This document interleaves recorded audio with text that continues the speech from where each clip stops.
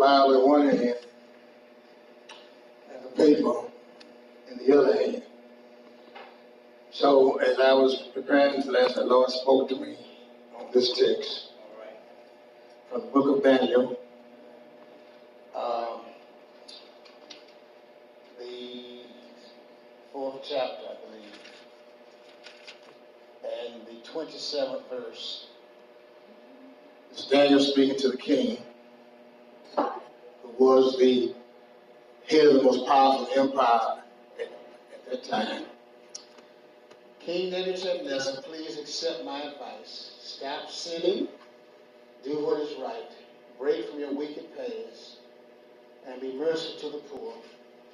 Perhaps then you will prosper. I want to use for subject the most dangerous man around. The most dangerous man around. Now, history is really covered by the footprints of men and women whom God allowed to achieve power and authority. But God never allowed them to overrule his ultimate desire to fulfill history through his son Jesus Christ. And he never allowed injustice and bigotry and oppression to go unchallenged. God we serve, I always say, is slow sometimes by our standard, by our watches, but he's sure. In other words, someone has said he's an on-time God. He is. But he's also an end-time God. Now, this particular text is addressed to the most powerful man at that time in, we'll say, the known world. Perhaps there were other side, there were other empires and dynasties. But this king is Nebuchadnezzar, king of the Babylonian Empire. And in all likelihood, he was a person of color. If you read Genesis, at least chapters 8, 9, and 10, gives you the landscape of beginnings of human history through the sons of Noah. We know Noah had 3 sons, Shem, Ham, and Japheth. Jewish tradition says they were triplets, which is to say, we don't know which one was born first, but I read that the rabbinic tradition said they were triplets. All right. But from those 3 sons, all humans are descended. Japheth, whose name means fair skin, occupied later on northern Europe, above the equator. Shem, whose name means olive complected, occupied present-day Iraq and Iran, so forth, that Near East. And Ham's descendants occupied what we know as Africa. He had 4 sons. Canaan occupied Palestine, which that was known as the land of Canaan. Put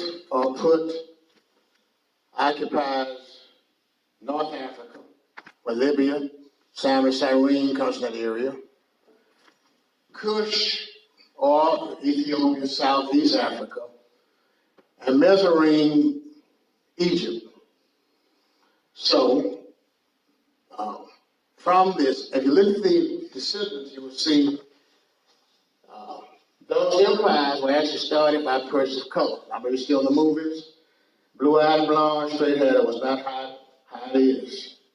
In fact, racism as we know it is a relatively new thing in the last 200 to 300 years to justify the oppression of people by skin tone.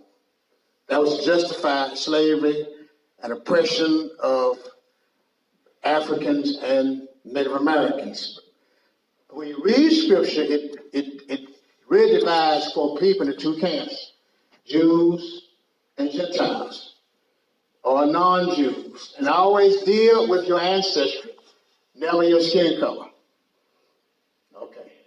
It's a relatively new thing that the Western white church and culture drummed up to justify mistreatment of persons of color or persons they consider, quote, other. And so, of course, the sweep of Old Testament history is, of course, Egypt. Of course, are you going to Babylon, go to the Hittite Empire? And of course, by the time this was written, Babylonia was the world empire. In fact, Israel gets caught up in the crossfire of three empires.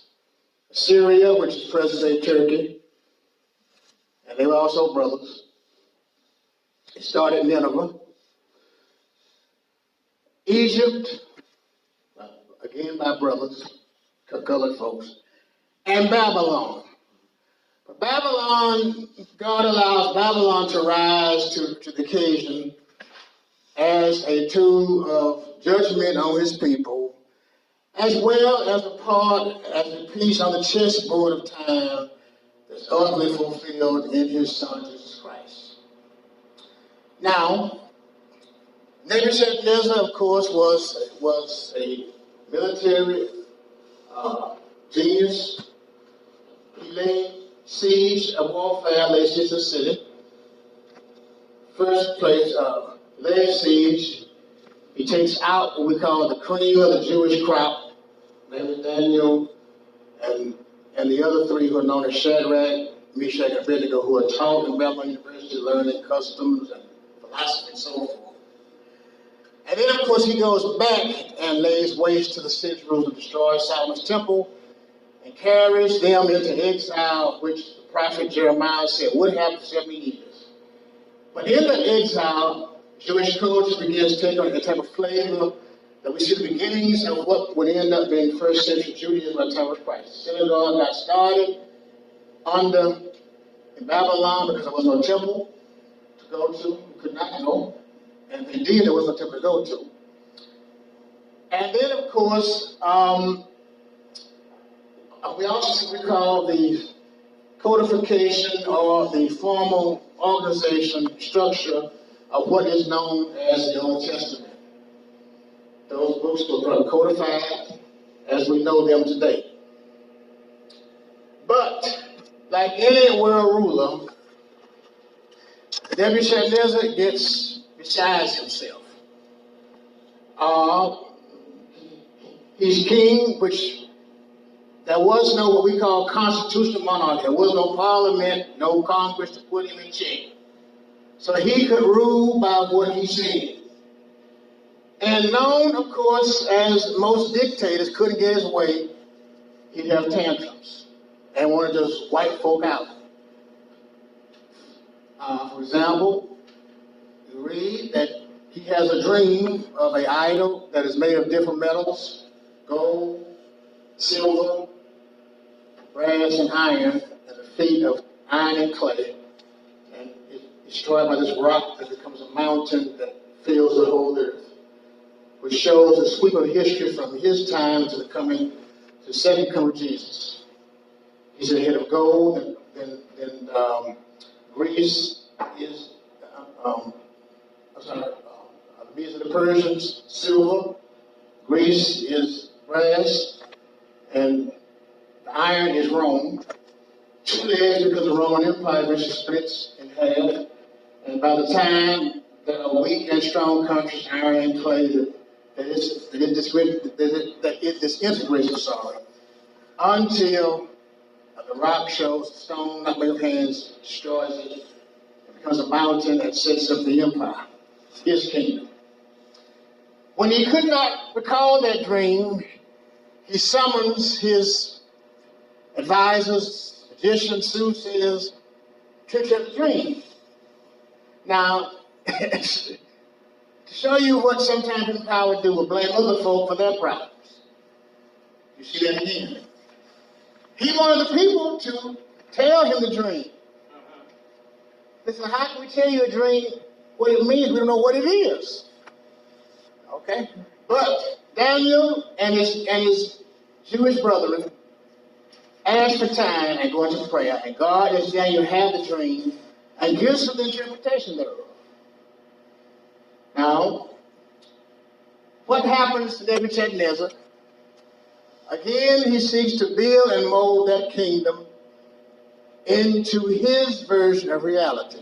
And may I say, when a person seeks to shape reality as he sees it and not how God sees it, that becomes idolatry, pure and simple. If you interpret life from your vantage point of how you see it without even a consultation of God and the scriptures, that's an idol. Drug addict seeks to look at life through the eyes of a fix or a crack rock or opioids, or he could be addicted to sports, everything sports, or sex, that anything that God should have preeminence in your life or first place, and time and money that's not given to him is idolatry. So Nebuchadnezzar does this. He decides to erect a golden statue of himself, I think on the planet Dura. In order that when the music plays, everybody got to bow down. So you notice that music and life is akin. If you hear the band play, y'all got to bow. Everybody bows, but these three Hebrew boys. Yeah. The Babylonian names are Shadrach, Meshach, and Abednego. They lived in Babylon, but you couldn't get Israel and the God of Israel out of their lives. They testified their faith that we're not going to buy a king. And if you burn us, that's all right. And God we serve is able to save us, but if he doesn't, it's going to be all right. Yep. He puts us in the fire furnace. He orders in his rage, he orders the fire to be increased 7 times. All right. Brings to mind one fellow says sometime on the news, if you hit me, I'm going to hit you back twice as hard. All right. They're thrown to the furnace, and the men who put them in the furnace are fried instantly. It is so hot. But then, Nebuchadnezzar looks at the fire furnace again and says, wait a minute, I put in 3. I know I can count. There's 4 for me. That looks like Son of God. It is as though God in the preacher's sanctified imagination saw this and looked at God the Son and said, look, it's about 400 or 500 years before you're supposed to go down there, Bethlehem. But I'm going to give you a free loaf. All right. Between time and eternity. And go down there, and they are a type of the church. They're in the fire. Now, we ain't going to get them out the fire, but I want you to go down there with them. All right. And fire can't burn when it's already burned. You only get burned once. And so, I like to think that praise dance in the fire. You see, God may not always get you out of trouble, but he will keep you in trouble. All right. By his peace and by his presence. After this, Nebuchadnezzar has another dream, a tree, the birds, nestled. Trees suddenly cut down and a metal and a brass band put around it. And they asked Daniel what the interpretation is. Daniel said, really, the tree is you. He said, you were given by God an empire, spreading out. The empire benefited people in a way. It was a blessing. Because we know, of course, that the certain parts of Western law came out of Babylon, Hammurabi. You know, some of our laws go back to that period. All right. But Nebuchadnezzar, you forgot where you came from, and you forgot who it is that put you in power in the first place. And therefore, God is saying, if you don't change your ways, he's going to bring you down. And what's going to happen is he's going to put you in the crazy house for a while. When your hair's going to grow out like feathers, you're going to eat grass like an animal. And your nails are going to grow out like bird claws. And he said, maybe if you turn to God, if you repent, if you quit being so hard, so mean-spirited, and everything is my way or the highway, abuse of power. Somebody said, Lord Acton said that absolute power corrupts and power corrupts absolutely. I think I said so often, if you're on an ego trip, God's going to give you a crash landing. And if you get drunk on power, you're going to have a heck of a hangover. But God makes you sober up and understand who is in charge. Yeah. But he leaves a door open. Maybe if you turn from your sin and embrace the poor, maybe you'll continue to be blessed. All right. He gives them an option. Yes. Because the God we serve is quick to forgive, but long-suffering and patient for he executes judgment. And I always say before God forecloses, he says there's a warning. This was, as it were, a letter, a warning to this particular man. Nebuchadnezzar doesn't take the advice. And according to this text, he's strolling. And of course, you know, Nebuchadnezzar built one of the 7 wonders of the ancient world, the Hanged Gardens. Built this huge empire, conquered the known world. And one day he was walking, and he brags about himself and give God the glory. I built all this. All right. And conquered the world. It was all about him. Didn't mention the people. Didn't even attribute it to a pagan god. To at least understand some outside reality allowed you to get what you got. And a voice from heaven was heard that decreed this sentence: because you have forgotten, you are going to go crazy. I think it's for 7 to 9 years. All right. Your hair's going to grow like feathers. You're going to eat grass. And your nails are going to grow like claws. It's kind of like how Hughes did. All right. Just rich and crazy man. And after this period of judgment, he understands, he gets his sanity back, and he understands who it is that put him where he is by his permissive will. In other words, God someone is called God the puppeteer that pulls the strings behind the scenes, that allows stuff to happen, but what happens is not going to overrule what his destiny and what his will is for this world, and that is his kingdom established on the earth through his son, Jesus Christ. Now, what can we learn from this most dangerous man around? We have a similar man in power right now. First thing says, he forgot what he got. He did not get it on his own power. All right. This is the age of people more or less, as one writer said, God wants to be the steering wheel, which we made him the spare tire. The only time you hear God mentioned on the news when there's a tragedy, you and our thoughts and our prayers. That's it. No repentance. Acknowledgement, it makes God a what-night stand or a spare tire. That when we break down, we're going to pull him out. Rather than remember all that we have, and all that we all comes from him. In this country, there's a certain arrogance. We hear people talk about American exceptionalism. Yes, we are an exceptional country. No other country, the most powerful nation in history. And the uniqueness is we come from all races and perspectives and religions to form a union that is still not perfect, God wants to make it perfect if we do the right thing. We live this law. Yes, that's exceptional.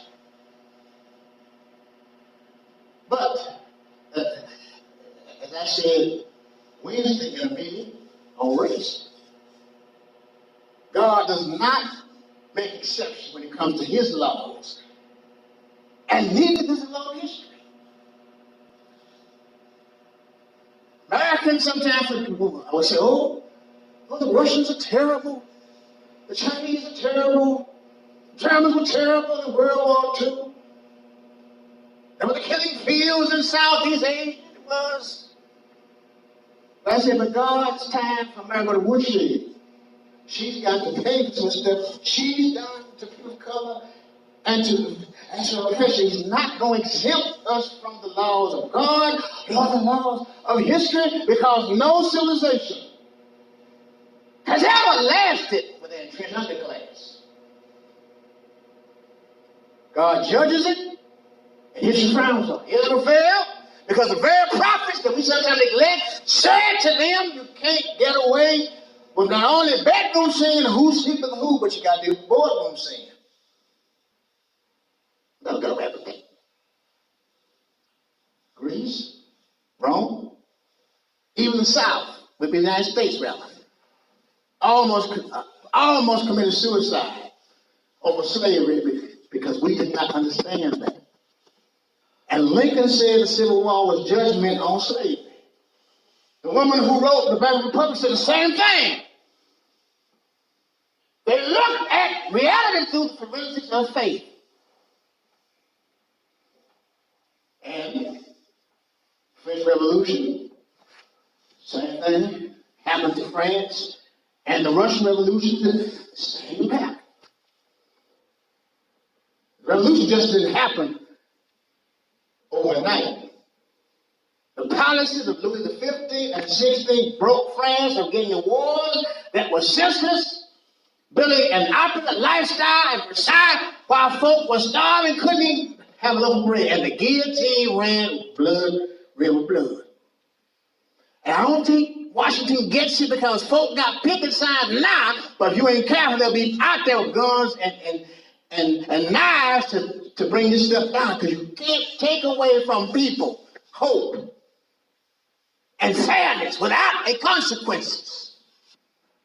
Same thing with Russia. Got into wars. The Tsar, poverty, extreme rich, extreme poor. And the firing squad, when Lenin came to power, and Stalin, some like firecrackers on the folks that constantly killing folks. So Nebuchadnezzar forgot what he got came from God.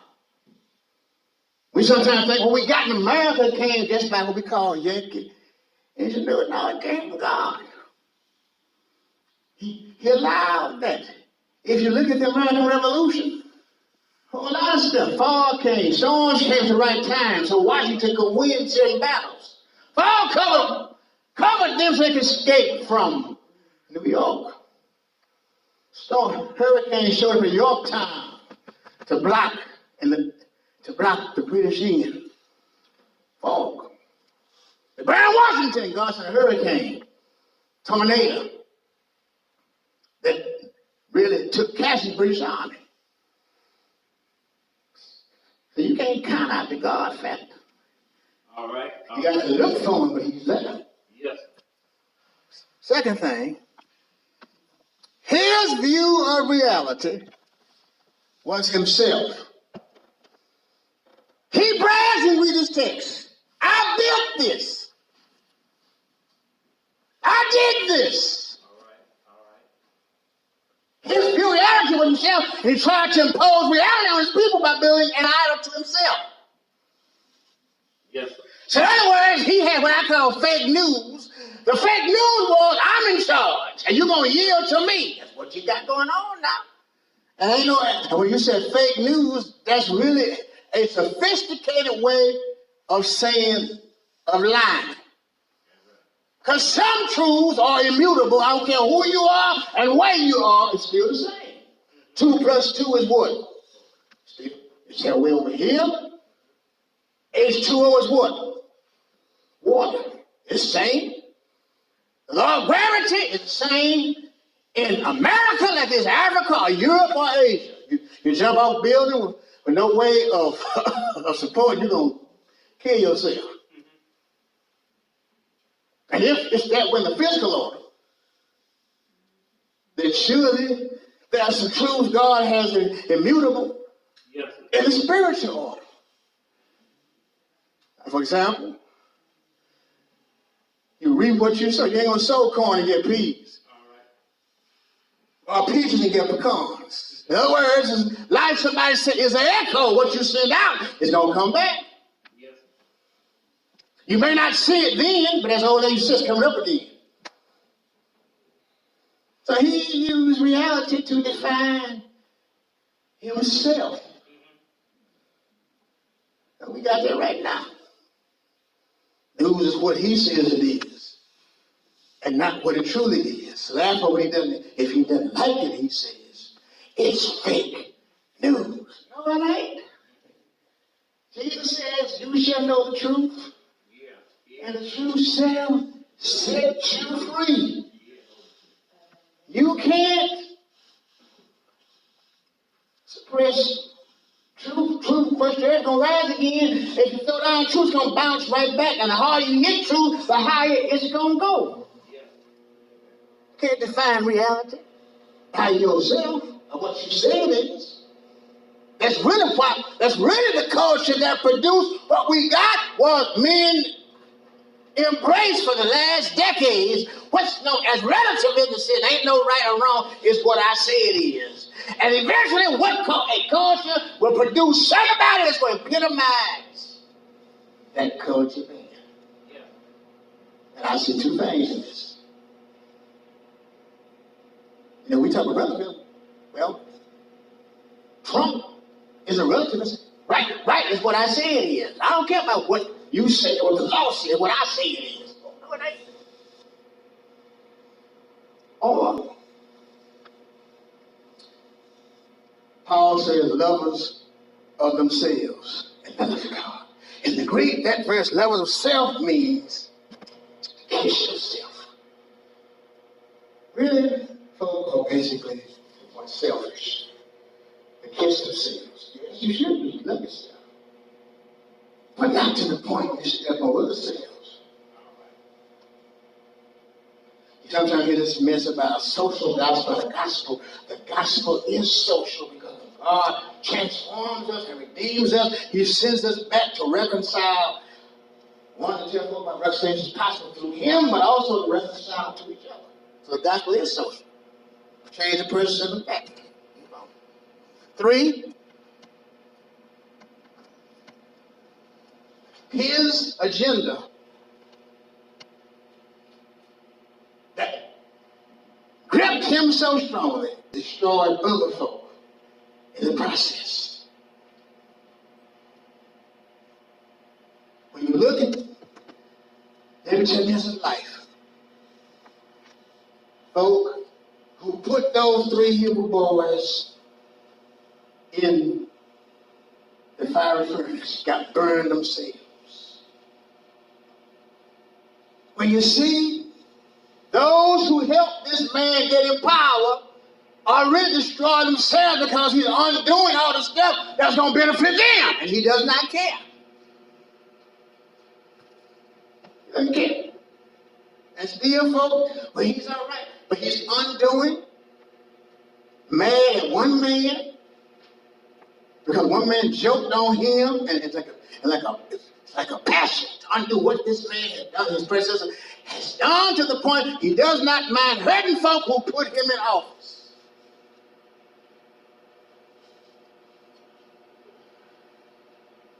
And sometimes, people get addicted to stuff. That's what they will do. They don't care if his mama selling her TV. He wants that fixed. Man who's a homeowner doesn't care. He hurts his wife. He wants that woman. An investor in a bank does not care. He's going to take money from folk. And the rich look like don't care about the poor. But in the long run, you heard it yourself. What does it profit to gain the world and lose your soul? I read the story of a white gentleman when immigration came.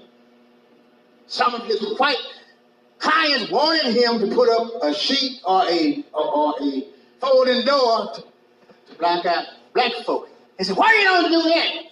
If you integrate, you're going to lose customers. He said, but I don't want to lose my soul. Move on. 3. Nebuchadnezzar does what our culture and those in power done is to count out God. We want to bring God in, but God on our terms and by our definition of who He is. And most definitions in this country of the cross being wrapped in the flag, that's not the God of Scripture. Because He transcends all of that.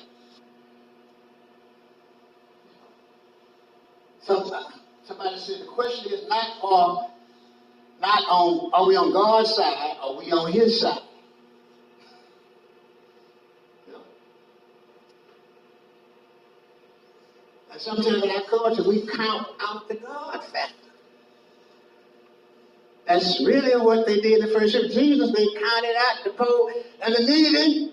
The modern church has done that to the point we don't love and don't embrace the people. Jesus said, embrace the poor, the oppressed, the despised, the rejected, because that's the crowd He embraced. He didn't embrace the so-called respectable crowd. He embraced that crowd of society, deemed the least, the lost, and the leftovers. Those who the society had written off as nobodies.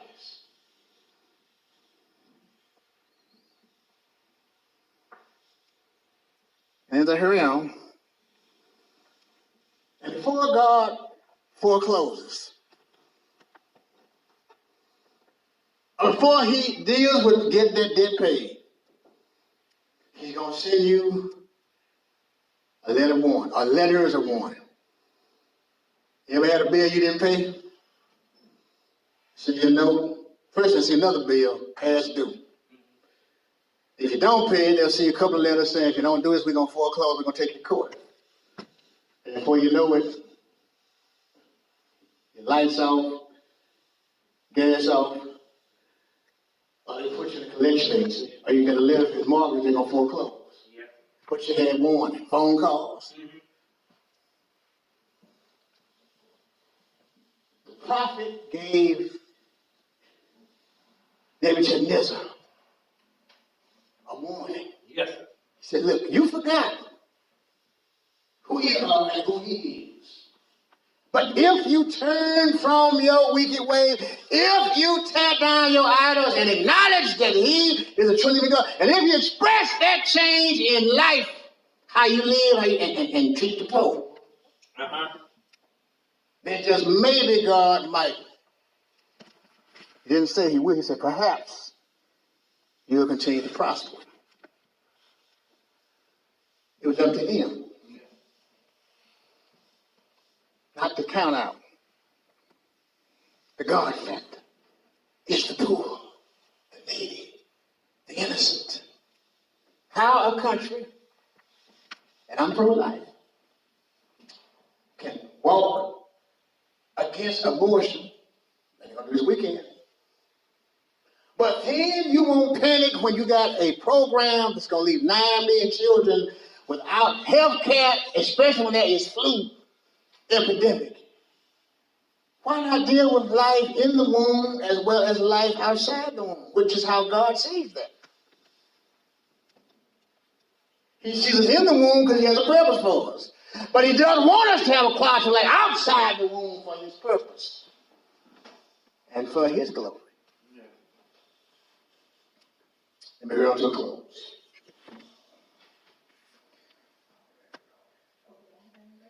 What does Nebuchadnezzar do? Evidently, he didn't take his own advice. So he was strutting out on the palace roof. Perhaps pulled back his lapel. Look what I did. I built this. And boy, voice from heaven said, no, Neb, you forgot. God allowed you to get what you got. Yeah. And in some ways you abused it by one forgetting him and then by suppressing people to have them define your reality as the reality. Now, here's the deal. God will never tell you when you cross the line. Because there's some line we can't see. All right. You know, like a disease. Sometimes, you know, it gets treated. They can cure it. It's like cancer. Get it early enough, they might can treat you and give you, at least not cure, at least give you some time. Yes. But if you cross that line to the point where it's like no return, God's going to deal with you because he's not going to show his glory to another. All right. All right. Now, after, as I close, Nebuchadnezzar had this bout or this visit to the crazy house.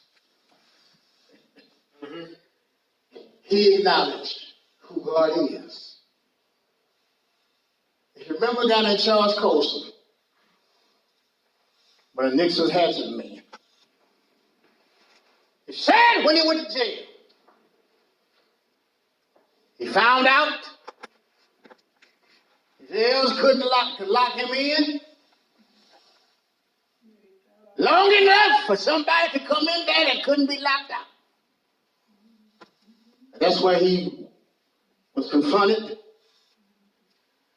with the risen Savior and gave his life to Christ. There are, my brothers and sisters, sometimes God will put you in circumstances, sometimes to save you from yourself, because sometimes the hardest person to save from self is self.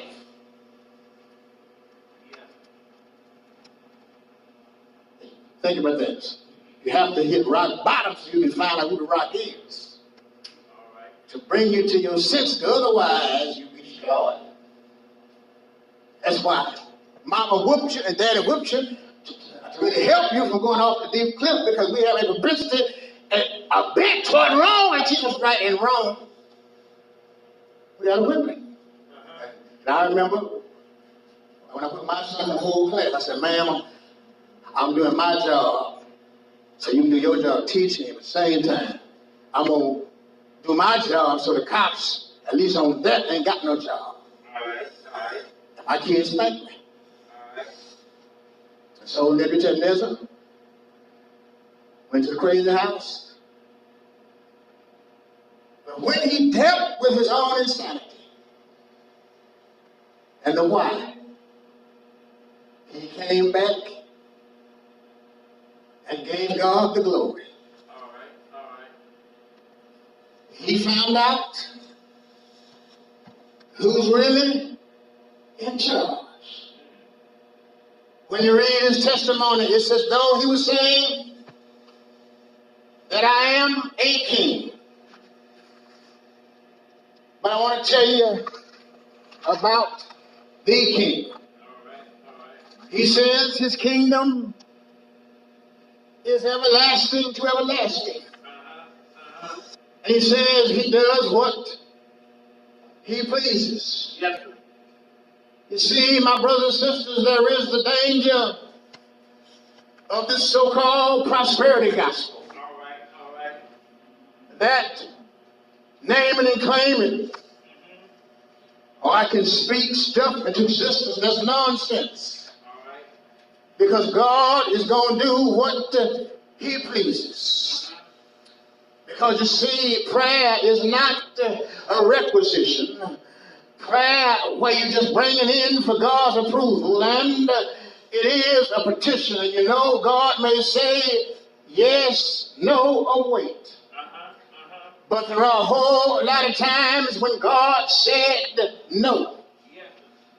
And I've grown to the point that when he says no, I can understand he sees some things that I can't see. And when he says, no, it is for my good. But then sometimes he'll tell me to wait.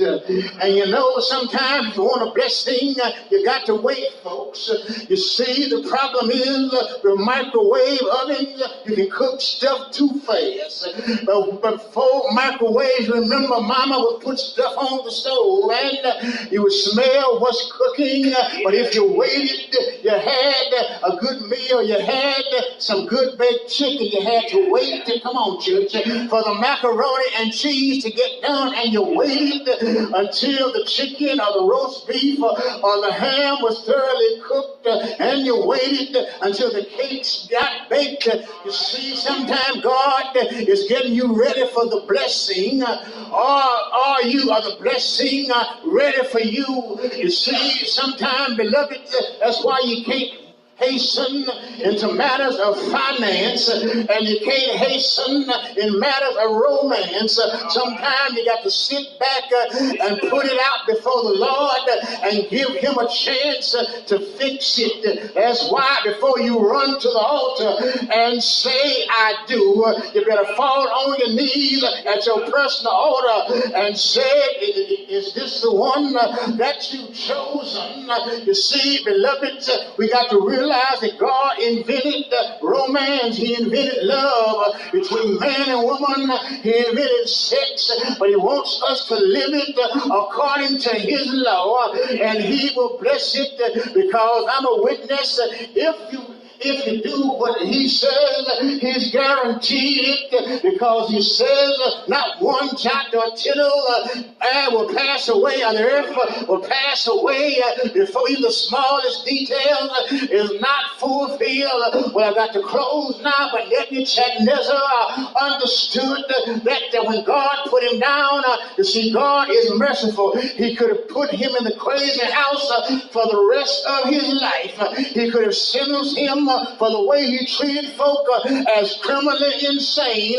But God said, no, I'm going to rescue you, because since I put you up and I brought you down, I'm going to put you back up so the world will know that who is in charge.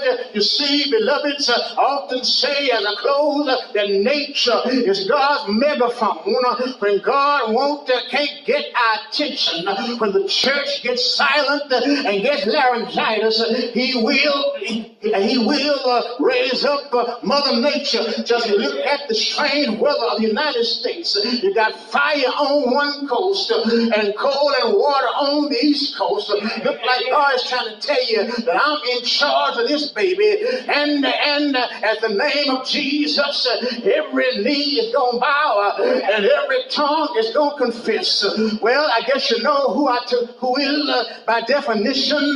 If you lay him aside, Nebuchadnezzar, he's the most dangerous man in town, because any man or any ruler that will not ignite, I'm preaching to y'all, the true and living God is dangerous, and will not only destroy himself but destroy the people he's led. If you don't believe me, look at history.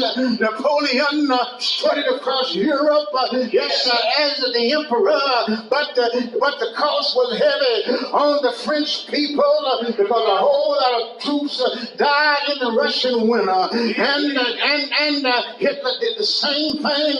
He was pompous as a peacock, all looks and nothing else, and murdered 10 million people, and strutted across Europe, heaping death and destruction, because he did not understand. He forgot who is in charge, and he forgot that the Jews are the apple of God's eye. And when you are the Israel and the Jews, you already got God's dangerous stirred up because of what he told Abraham.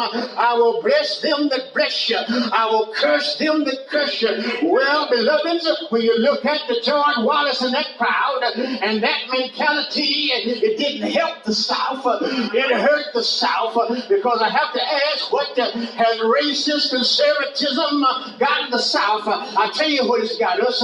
It's got the worst of everything. The worst health care, the worst education, the worse this, more gun violence, because we made an ideology God instead of the true and living God.